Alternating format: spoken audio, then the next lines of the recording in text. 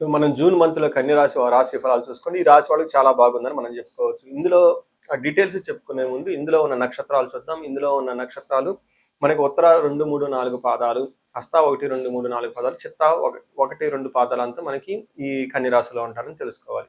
అయితే పేరు బలం బట్టి చూసుకుంటే వీళ్ళకి టో, పా, పీ, పు, షం, నా, టా, పే, పో అన్న లెటర్స్ అంతా కూడా ఈ రాశిలో కింద వస్తారు.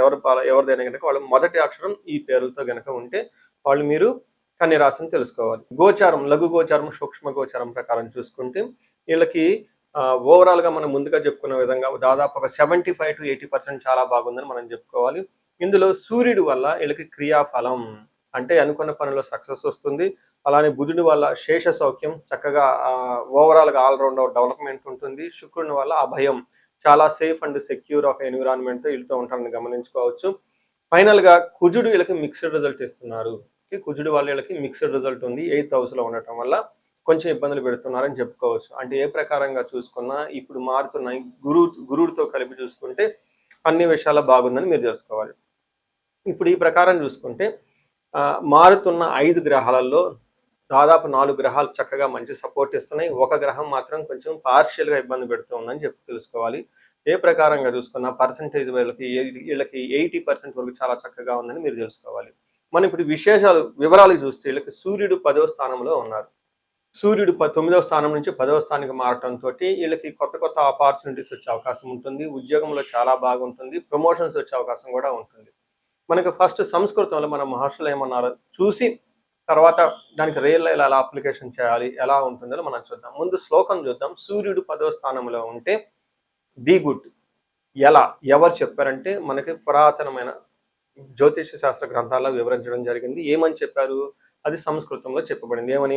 అర్ధసిద్ధి, సదా ఆరోగ్యం, బంధుమిత్ర సమాగమ, రాజదర్శనం, సుసల్లాభౌ, సుసౌఖ్యం, దశమే రవి అని మనకి సంస్కృతంలో వివరించడం జరిగింది. దీని మీనింగ్ ఏంటి? అర్ధసిద్ధి అంటే ధనం వస్తుంది. ఇప్పటిదాకా ఎక్కడైనా ధనం మీకు ఆగిపోయి అంటే చక్కగా ధనం వస్తుంది ఇదే టైంలో. సదా ఆరోగ్యం, ఇప్పటిదాకా ఎవరికైనా అనారోగ్యంతో బాధపడుతున్న వాళ్ళకి చక్కగా ఆరోగ్యం వచ్చే అవకాశం ఉంటుంది. బంధుమిత్ర సమాగమ, బంధువులతోటి లేదా మిత్రులతోటి చక్కగా ఇష్టాగోష్ఠులు చేసుకోవటం, మీటింగ్ అవ్వటం, వాళ్ళని కలవటం, కలిసి బయటికి వెళ్ళటం, అలా సరదాగా ఉండే అవకాశం ఎక్కువగా ఉంటుంది. అంతేకాకుండా రాజదర్శనం సుసల్లాభౌ అని చెప్తారు. అంటే హైయర్ అఫీషియల్ని కలవటము, గవర్నమెంట్ అఫీషియల్ని కలవటము, బ్యూరోక్రాట్స్ ఎవరైతే ఉన్నారంటో వాళ్ళ పైన ఉన్న సీనియర్ అఫీషియల్ని కలవటము, వాళ్ళ ద్వారా ఒక మంచి ఫ్రూట్ఫుల్ మీటింగ్ లాగా ఒక డిస్కషన్ లాగా చేయటం, తద్వారా వాళ్ళకి చాలా లాభప్రదంగా ఉండే అవకాశం ఉంటుంది. సో చూశారు కదండి, ఈ టైంలో చాలా మందికి ఎవరికైతే ఇప్పటిదాకా జాబ్ లేదో అన్ఎంప్లాయీస్ ఎవరైతే ఉంటారో వాళ్ళకి ఖచ్చితంగా జాబ్ వచ్చే ఒక మంచి టైంలో ఉంటుంది. లేదా కొంతమందికి జాబులు పోయి ఉంటే కనుక మళ్ళీ ఈ టైంలో జాబ్ వచ్చే అవకాశం ఉంటుంది. వీళ్ళకి వచ్చే ఒక 60 days చాలా బెస్ట్ టైం అని మనం తెలుసుకోవాలి. గుర్తుపెట్టుకుని డేట్లు జూన్ 15 నుంచి ఆగస్టు 15th వరకు ఆల్మోస్ట్ 2 months చాలా చక్కగా మంచి సూర్యుడు బాగా సపోర్ట్ ఇస్తున్నారు అని తెలుసుకోవాలి. అయితే కుజుడు మనం చెప్పుకున్న విధంగా కొంచెం ఇబ్బంది పెట్టే విధంగా ఉన్నారు. కుజుడు వీళ్ళకి 8వ స్థానంలో ఉన్నారు. 8వ స్థానంలో కుజుడు ఉంటే మిక్స్డ్ రిజల్ట్ మనకి అని వస్తుంది. మిశ్రమ ఫలితాలు ఉంటాయని తెలుసుకోవచ్చు. ఏ ప్రకారంగా అంటే ముందు శ్లోకం ఎలా ఉందో మనం చూసుకొని ప్రవాస కార్య హాని సాత్ కసారోగ పీడనం స్థానానాశనం రుణచ్ఛేద అష్టమస్తేద్ భవేత్ భృగు అంటాడు. అష్టమస్తేద్ భవేత్ ధారాసుతే. ధారాసుతే అంటే కుజుడు అని. కుజుడు 8వ స్థానంలో ఉంటే ఏమవుతుంది? ప్రవాస అంటే అవుట్ స్టేషన్లో అవకాశం ఉంటుంది. ఉన్న ఊళ్ళ నుంచి దూర ప్రయాణాలు చేసే అవకాశం ఉంటుంది. అక్కడ కొంతకాలం ఉండే అవకాశం ఉంటుంది.